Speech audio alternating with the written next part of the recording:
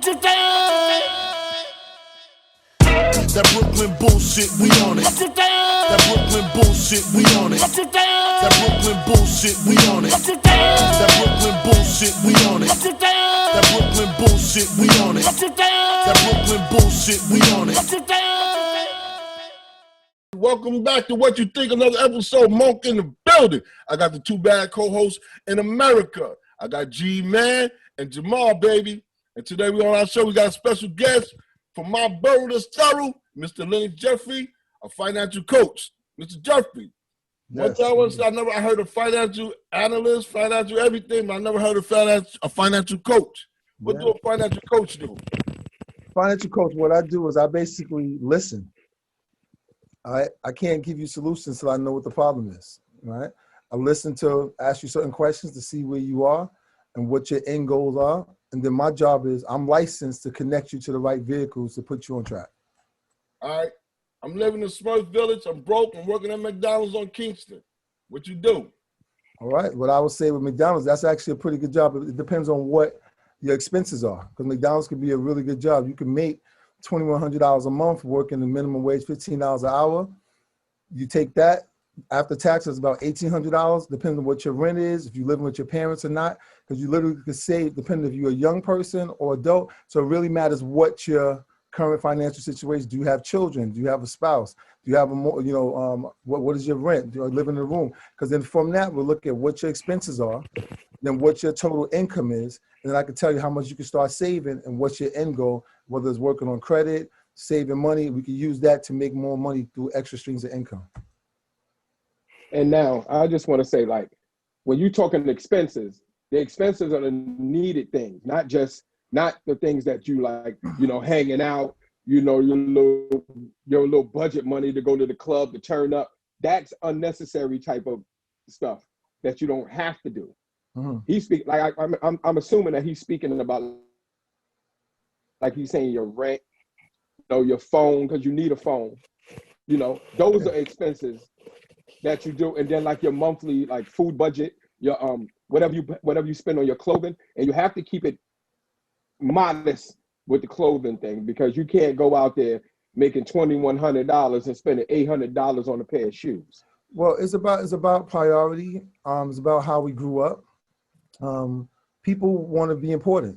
People want to matter. When you're living in a world where the priority is placed on material things, you want to be seen. Whether you listen to the radio or TV, you want to be a part of, right? It's like a pacifying effect. If I have people really like nice things, but if I have this, even though I don't have money, it shows as if I have money. So my image is more important than what I actually really have. So that's like the situation again we discussed. You look rich, but you actually broke. Yeah, but it's because of how we was raised. Like we don't have the right conversations in our communities overall. From young, everything is consumerism. Mommy, can I have this so I can buy this ice cream? Can I get these pants? Can I get that dress? Can I get those sneakers? Can I get this video game? Oh, can I get that TV I saw? So everything is spending mentality, right? So then when you get older and you've never been talked about how delayed gratification or how to save money, how to budget stuff, it's actually weird to you. It doesn't sound right, especially when everybody else is doing the same thing as you. What I've learned is if everyone is doing it, then it's usually wrong. That's wonderful. Now, do you have any advice or tips for anyone with no money today to help them in the future? All right. First of all, if a person doesn't have money, like what I would say is start to work on yourself. Start developing yourself. First of all, you can identify two ways. You can identify what your natural skills are, what comes natural to you that's harder for other people. You don't have to work too far out of yourself, especially when the era of YouTube and the internet. You can make money online, period. Just have an idea of how to make cups and put designs on it. You can have t-shirts, and you could go to Teesprings, the shirt company, and create your own logo for free and let them take a percentage, and they'll market and they'll push out the shirts for free for you. You could go on YouTube. There's a guy that I followed. I really like. His name is JT Hustles on YouTube. he teaches you all kind of ways to be able to make money from nothing. So if you, it's not that we don't have the time. See, the United States is not really a poor country. People think it's poor, but if you compare it to a third world country is actually poor. But third world countries is not, it's not that the United States is better than a third world country. It's just third world countries don't have opportunities. People die coming to this country because the opportunities alone. If you're able to work, if you have a vision, you're able to sit down and actually put your thoughts together, your thoughts are actually reality. Your imagination is the biggest gift you got in this planet, but people don't really use it. They think it's fantasy world. But if you can see it, then it can it's actually real. It already happened. Everything around you is fake. It's just, it's the thoughts of somebody else that had it and they brought it to realization. So if you start looking in terms, like looking at what are some opportunities you have around you, how can I make a couple of dollars, and then take that money and start stacking that on the side with some real goals, you can really make a change. You could do some things. Or pairing up with a friend, like we say, we have a model. I always say you could die together, so why can't you build together? So you got two friends that you know you're close to, you could call something would happen. Why can't you each say we're gonna put $50 away a week to be able to put money away? It may take a little longer, but if you have an end goal, what you're gonna put this money in, you guys can come up together. What you think? So let me ask you a question, Mr. Jeffries. How do we reach the youth in our community so they can start being entrepreneurs instead of like go to school, get a good job? We want leaders now. How do we get to these youth today? Well, the first thing is you got to stop saying that, go to school so you can get a good job. That message doesn't work, right? The reason why, look at their parents, aunts, uncles, grandparents. They complain about their jobs. They have high school diplomas. They have college degrees. They got masters, and they're not even in the field that they went to school for. The average person has $40,000 of student loan debt. 78% of people in this country are living paycheck to paycheck. 42 million Americans filed for unemployment back in February. A majority of these people have high school diplomas, college degrees, and masters. So clearly that's not the answer. What I would tell, what these youth are doing, they're looking at people, whether it's athletes, whether it's entertainers, and they're seeing that they have money, and that's the only route that we need to go to get that. So what we have to start doing is actually start exposing people to alternative careers that can actually be successful as well, and start changing the focus from money itself to identifying what your skill is as a person. See, I'm a belief. I used to be a teacher, high school counselor. You know, I'm married. I have young children. I have 2 young daughters, 9 and 11. I have my bachelor's degree in management information systems. I've been mentoring a lot of people in the community. So I actually know the full picture. And I grew up in Bed-Stuy and Flatbush. So I know the system itself, right? What you have to do from the 2nd grade, you already know, you pretty much are who you are from the 2nd grade. Your personality, who you are, right? So what parents need to start doing is identifying what their skills are. You may be a great communicator, so you have to put them in areas that's going to strengthen their communication skills, because that's who they are. So by the time they reach high school, they are already a master in their craft, and now they can start using that to turn that into money. The only reason why you should go to college is if you already know what you want to do, or you have a pretty good idea. If, like, say, if you're a communication person, you go to a college that has communication. Now, college, what that does is it gives you exposure to multiple communication careers. You're going to do good in all of them because it's who you are. So what's going to happen is you're going to identify which communication career that you actually are really like and would like to do. So then you're set up for success automatically because it's who you are. All you're doing is getting better at who you are. So if we start doing that, now you start taking your money. You got to start learning things about how to invest properly, how to protect our income, how to make it grow, how to take your money from nothing. When you come out of school or right out of high school, you can start a job and you can have a house in 2 to 3 years without even going to college. You have to learn about funds. There's something called UGMA accounts I set up all the time. The community has no idea about this, where it's seed money accounts. You have a baby, you take the baby shower money, take $1,000, put it into this account. The accounts average 10, 12% interest. You can take that money, put $50 in every month, put birthday money in this account. When they take 18, 21, this kid has $20, $40, $50,000 sitting in that account waiting for them to use to buy a house, to start a business, get their first car, travel. People just don't know the stuff. It doesn't cost a lot to make it, but you don't know the game. People don't know the game. What you think?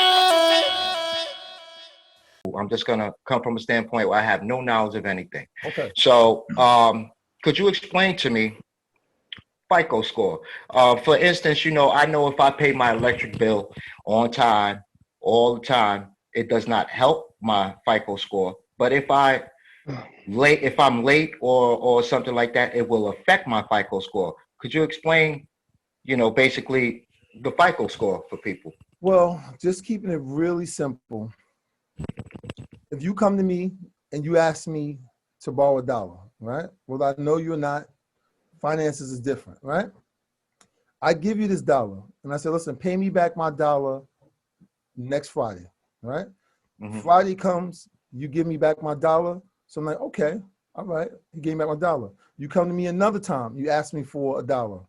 I'm more than likely to give you the $1 again. You're gonna pay back Friday. What you're doing is you're building up trust with me. You're building up credit with me. You're building up a sense of, if I say I'm going to do something, I'm going to do it. My word is power, right? So then one day you come to me and say, listen, Len, I need $5. I'm like, okay, listen, I'll give it to you, right? Bring back the money next Friday. Friday comes, you bring back the Friday. So now you establish a credit history with me. You're establishing something with me. You're saying, if you give me money, I can trust, you can trust that I'm gonna pay it back. So the reason why you're doing this is because one day you're gonna need $10,000, right? So you're building up history over time, and I'm giving you an increasing credit line. I'm saying, listen, you can come to me get $100 next time. You can come and give me $1,000 next time, because you're building trust and a history with me that people can see this person is trustworthy, right? But when you miss a payment, it's saying, I don't really know.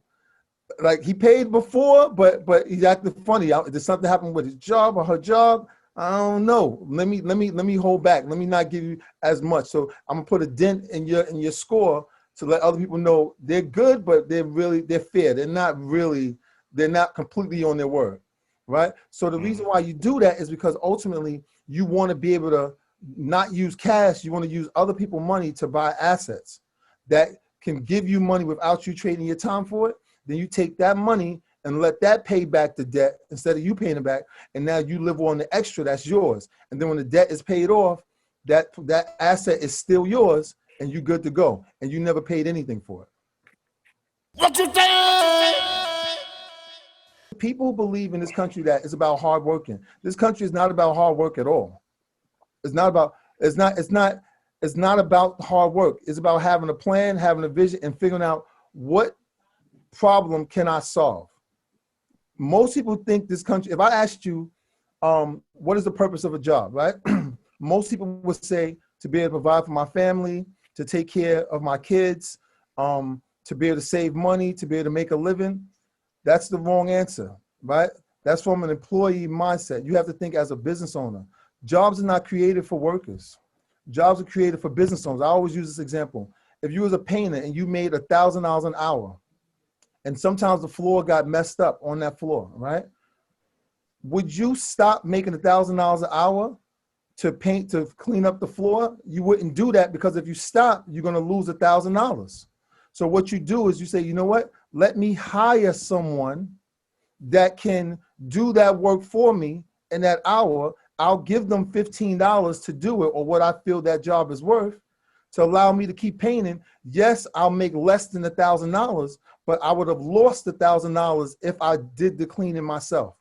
So I'm going to hire workers to clean it for me. Not that it's a bad job, but it's going to give me to free up my time to continue to make that $985 an hour. So when you see anybody working, whatever they're able to pay you, you better believe they're making way more than what you made for that same time without trading the time for it. What you think? So you got to understand, this is a game. This is a big Monopoly game, and everybody knows how to play Uno. You cannot win Monopoly using Uno's rules. You can't. You can't. And 78% of people, you can't tell me they're not hard workers, they're not good people, they're not intelligent, they're not trying to make it. The reason why most people are living check to check is because they're playing Uno in a Monopoly game. And Great analogy. Great analogy right there. What you think about real estate? Investing in real estate. Real estate is a huge thing. It's proof. It's proven, but people don't think they could do it. But it's really not. There's so many programs that help you to get the house. It's just that people don't see the bigger picture. What I think the biggest issue in this country with all the problems is a lack of reading. I think all the issues, the violence, the jails, all of this come down to people not reading. Now, why is that? If you go back to slavery time, right? What did they do in the slave time for slaves? They stopped them from reading. Why would I stop them reading? Anybody that's a leader is a reader. Anybody. You can't show me one leader that doesn't read. If you look at Nat Turner, that's a big guy that revolted during slavery, whatever. Nat Turner. What was Nat Turner most famous for? Besides the killings and stuff, huh? He was this plantation's preacher. Preacher. So he was able to read read. that Bible. He was able to read, right? So when you're able to read, what it does is it creates abstract thought. It creates the ability to think beyond your present. So you can see the future. You can predict the future. If I do this, this is going to happen. So as a reader, you expand your thoughts. You expand your vision over yourself and your life. So what happens? They know from an early age, if you're not reading good, that your life is going to be into a prison at some point, because you're not going to be confident. You're not going to be able to articulate yourself the way you need to. You're not going to have visions and thoughts to be able to have the ability to move forward in your life. So you're going to resort to other means to make money. So they already know what you're slated for. They already know it. They already know it. Now, if you don't read, you can't think. I'll give you an example. If we was holding, if we had children, right? We had children and they were really small. We would hold their hands every single time crossing the street. Why? Because we know they don't have the ability to see the car coming and hit them ahead of time. So they'll just run right into the street. So we have to hold their hand and keep them protected. But what happens is, as they get older and they start developing the abstract thinking, the ability to be able to get into the street and see a car first, we don't have to hold the hand because we trust now they can do it. They develop that skill. But here's the thing. If you don't develop that skill, how can you see your future? If you're not reading Instagram and Facebook and all these things, these are all instant gratification things that has nothing to do with abstract thinking beyond the present. So you're actually stunting your growth by not reading, and you can't see your future, which means you are destined to live the life that somebody else wants you to live because you don't have a path for yourself. Reading, and they always said it, reading is fundamental. Knowledge is power. Knowledge is power, brother. Knowledge is power, but it's how you apply it, because you don't want to be a library. A library has a lot of knowledge in it. You can read all the books, but if you don't put it to use, it means absolutely nothing. Here you go with your John Henry Clark book. Man. And if you look at it, like a lot of times, a lot of times people use, like, you got to be careful of having a victim mentality, thinking like things is happening because of other people. In today's society, between YouTube and books and all kinds of stuff, you can read your way to freedom. When you pick up a book, what you're doing is, all of you have individual skills that make you masters, which is why we're all equal, because we're all masters in our own craft, right? When I pick up your book that you wrote after 20 years of really being in your field, what it does is it gives me the ability to learn your craft without having to put in all that work, and it shortcuts my process. So if I read this book and I got this book or study this, and you can do audiobooks also, now you got power, and when you speak, it's a whole nother ball game, and you have the keys to the game. Yeah, That's Just great. like Malcolm X.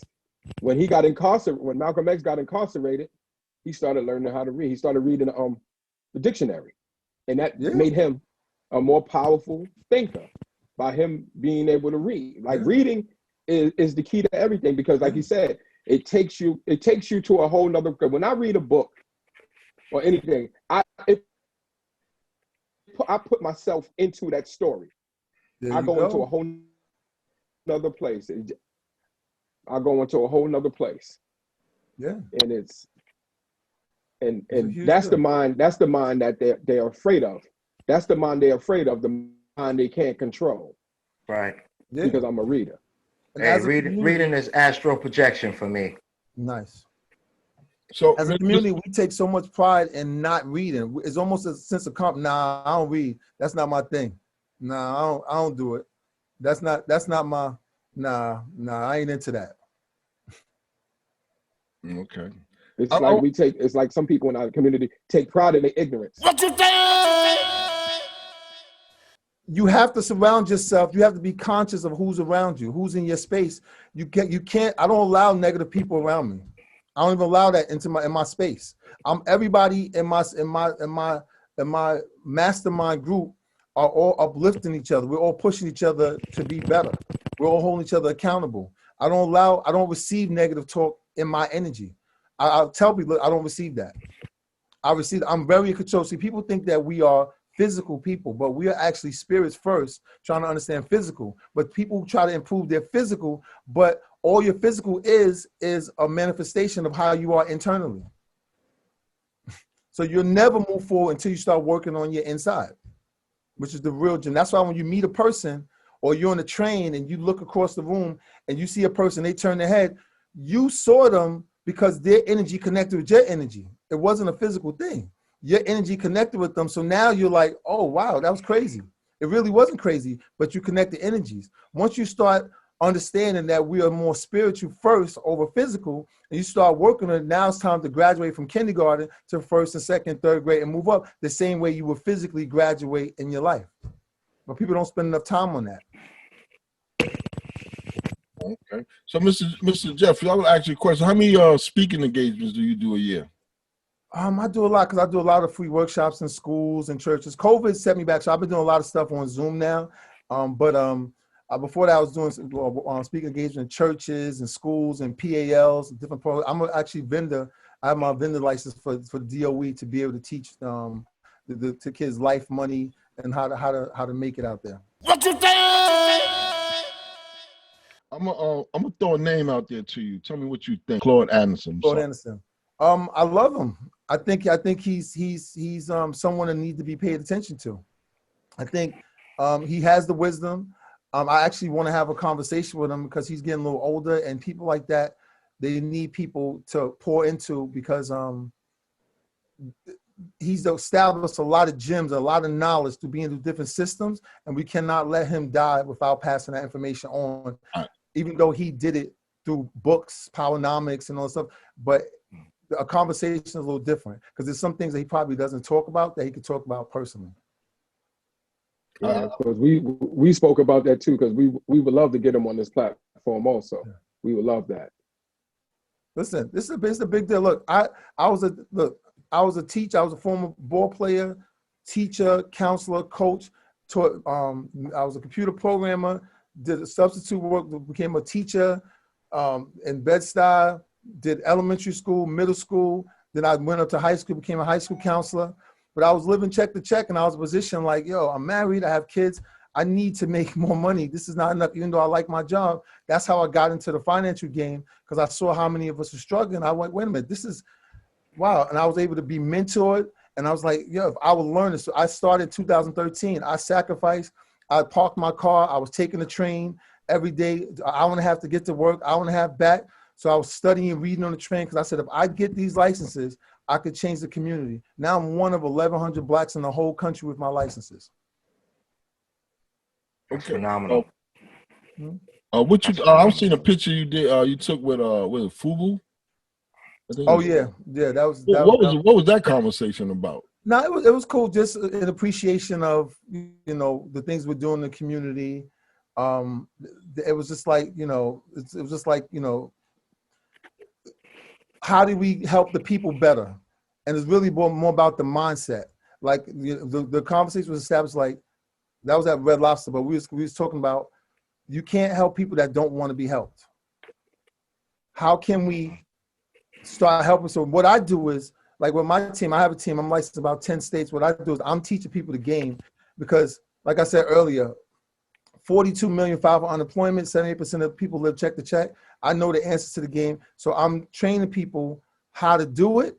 And then all across the country, teaching people. I have 9 people in Alabama. I've never even been to Alabama.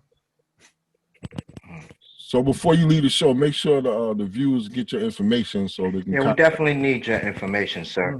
Your social media, whatever platforms you may be on, we need that for the people so they can reach out to you and get that information and that help.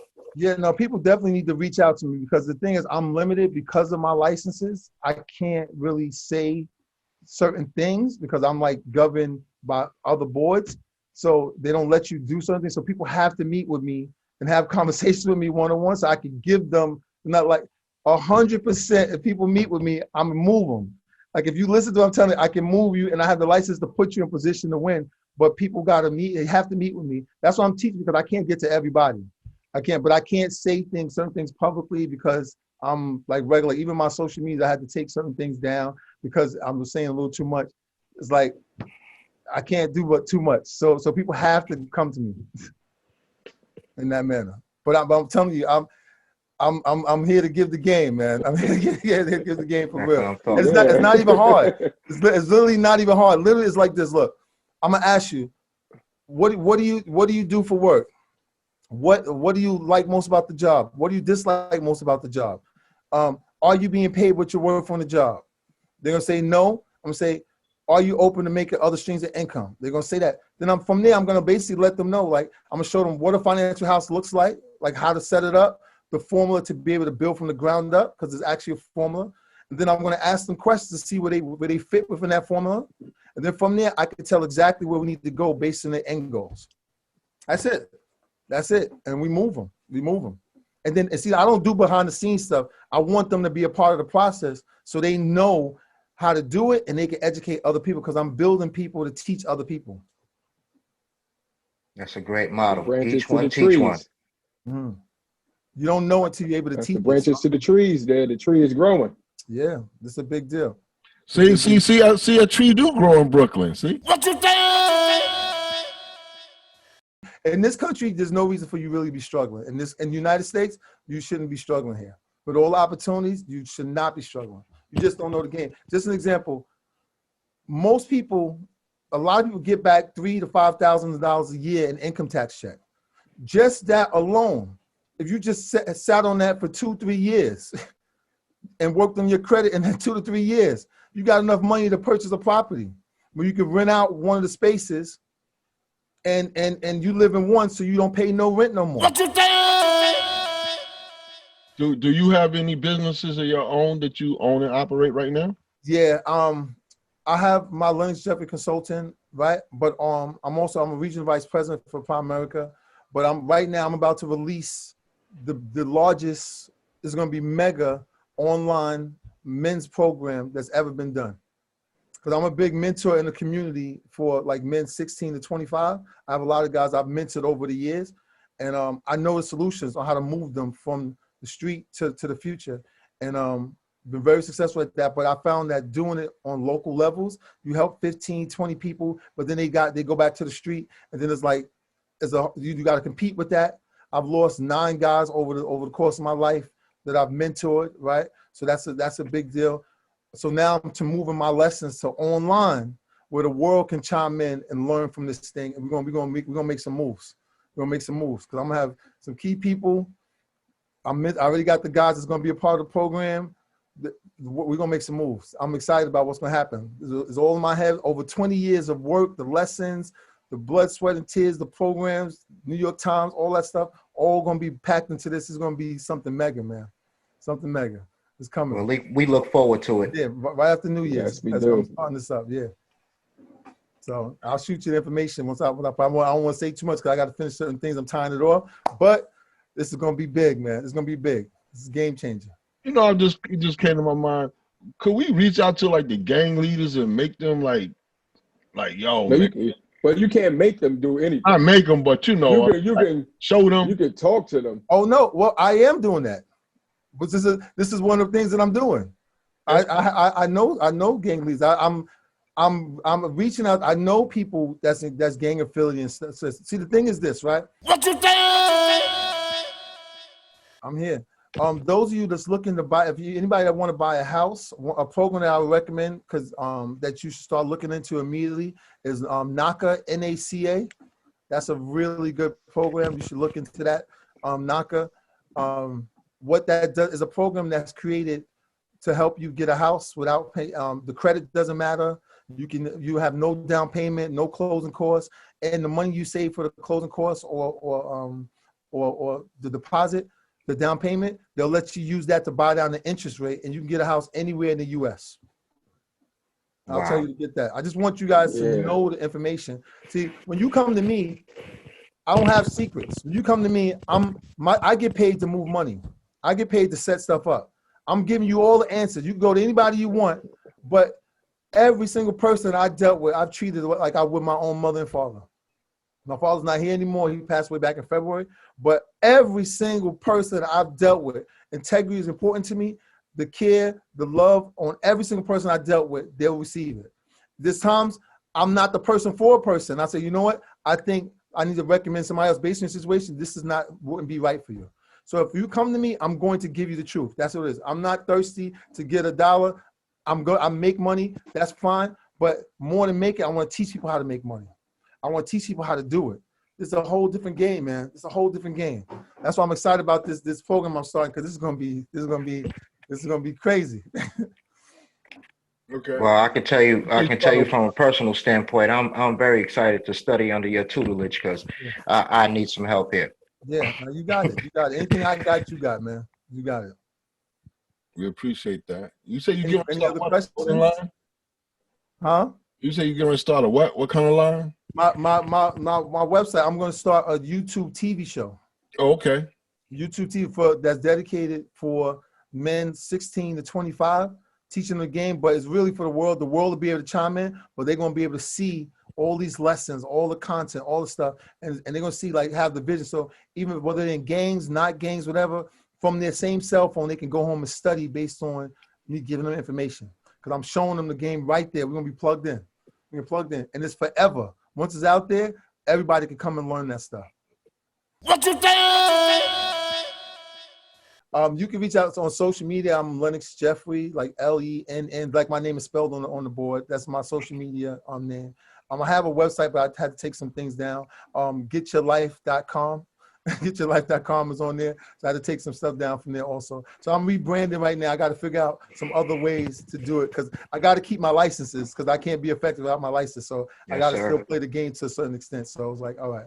So you can reach out to me. I suggest G and Monk, y'all reach out to this brother on social media because me and him are actually friends on Facebook. So y'all need to reach out to him too. Well, he'll be my friend on Facebook after this call, after this whole show, because I'm serious about mine.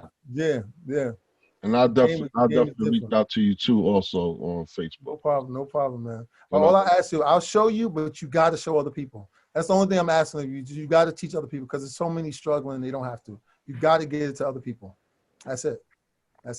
And when you meet some people on my team is all people with heart power that want to make a difference, that's game changers, that was former winners in losing situations. And I'm taking them out of that to show. My job is I want to show you how to fire your boss, ideally. I want you to fire your boss. I'm with that. That's what I want to do. I'm with that. Yes, sir. Your job. You keep the job. You keep the job. I teach you the game. You make money helping other people. That's it. Till you make enough to be able to do your thing. Right. Yes, sir. Please, man, we appreciate you coming by and showing us this love. No problem. Everybody check out Mr. Jeffries, Lennox Jeffries, please. I'm Monk, and I got the baddest co-host on the planet. I got Jamal and my man G-Man. We out here, baby. What you think, baby? What you think? That Brooklyn bullshit, we on it. What you think? That Brooklyn bullshit, we on it. What you think? That Brooklyn bullshit, we on it. What you think? That Brooklyn bullshit, we on it. What you think? That Brooklyn bullshit, we on it. What you think? That Brooklyn bullshit, we on it. What you think?